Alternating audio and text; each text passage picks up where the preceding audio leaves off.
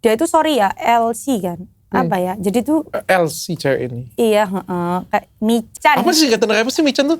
Mimi cantik. Hah? Minum cantik kayak Jadi temenin minum. Iya, temenin minum Temenin gitu. minum. Dia itu Michan, dia LC juga. LC juga, Michan juga.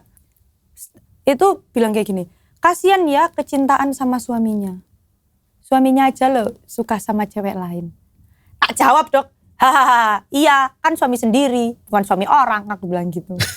Iya juga. Ya kan, namanya Kecintaan dengan suami sendiri bener dong. Boleh kan, nggak ada masalah. Yang salah tuh kecintaan dengan suami orang. Nah itu benar. Terus sampai akhirnya dia nge-live.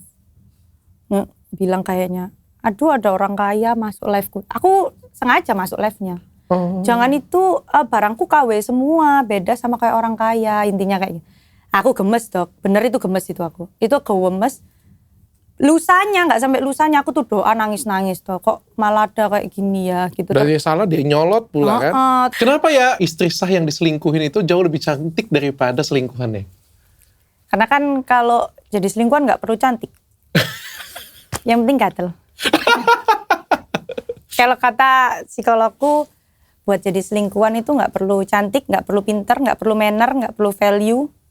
Yang penting satu, gatel aja.